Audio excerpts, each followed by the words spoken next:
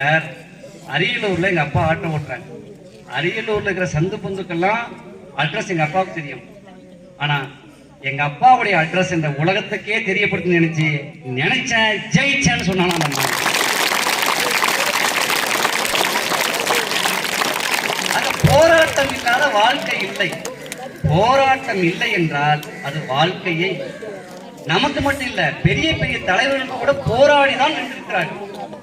அதாவது அன்னை தெரசா அவர்கள் தொழுநோயாளிகளுக்காக உதவி கேட்டு சென்ற போது அவரின் கைகளில் காரி உமிழ்ந்த அதே சமூகம் இன்றைக்கு அவரை அன்புக்கு அன்னையாக கொண்டாடி கொண்டிருக்கிறது. வடலூர் வள்ளலார் அவர்கள் புள்ளையும் பூண்டையும் நேசிங்கள் என்று சொன்ன போது அதை ஏற்க மறுத்த அன்றைய சமூகம் இன்றைக்கு அவர் ஏற்றி வைத்த நெருப்பில் இன்றைக்கும் அணையாமல் பலரின் பசியை போக்கிக் கொண்டிருக்கிறது.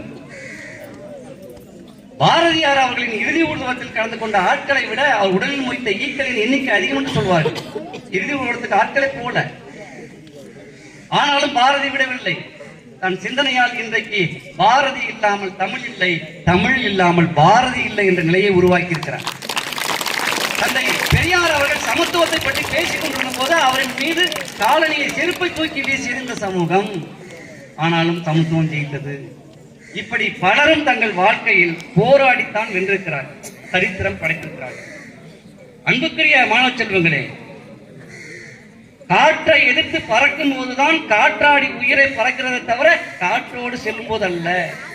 ஆக தாழ்வு இல்லாமல் உயர்வில்லை, கண்ணீர் இல்லாமல் புன்னகை இல்லை, காயங்கள் இல்லாமல் பாதைகள் இல்லை, அவமானம் இல்லாமல் அங்கீகாரம் இல்லை, விமர்சனம் இல்லாமல் வெற்றி. ஆக போராட்டங்களை கடந்துதான் வாழ்க்கையில் ஜெயிக்க வேண்டும்.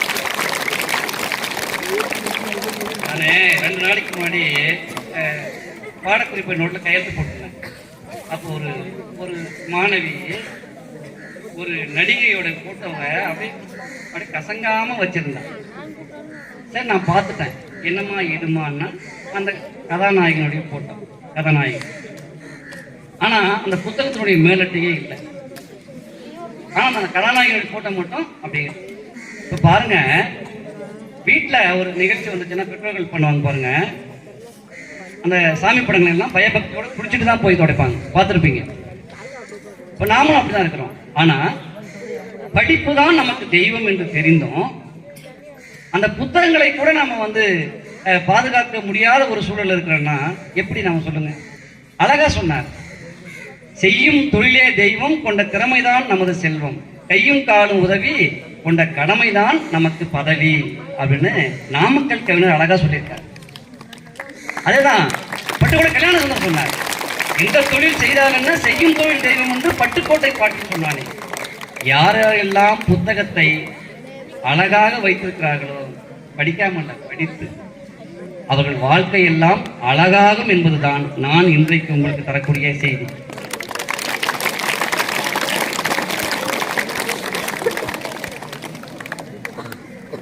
அதாவது அழகா மகாத்மா காந்தியடிகள் அழகா சொன்னார். 5 நிமிஷம் முடிச்சிடறேன்.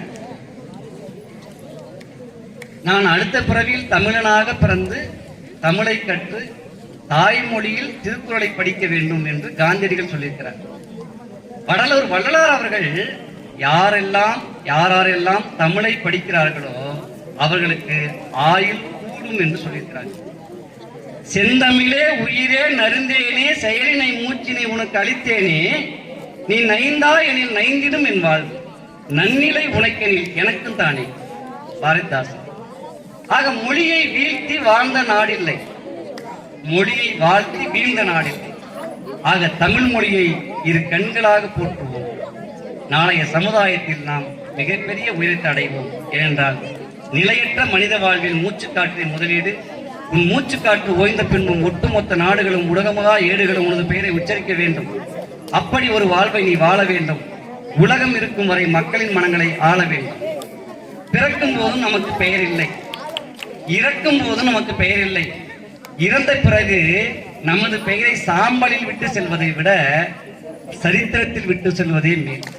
விழிக்கட்டும் விழிகள், விழியட்டும் இரவு, சாகட்டும் சங்கடங்கள், சரியட்டும் சவால், வாழட்டும் தமிழ், வளரட்டும் நத்தமேடு படியும் புகழ் என்று சொல்லி வாய்ப்புக்கு நன்றி கூறி விடைபெறுகிறேன். நன்றி, வணக்கம்.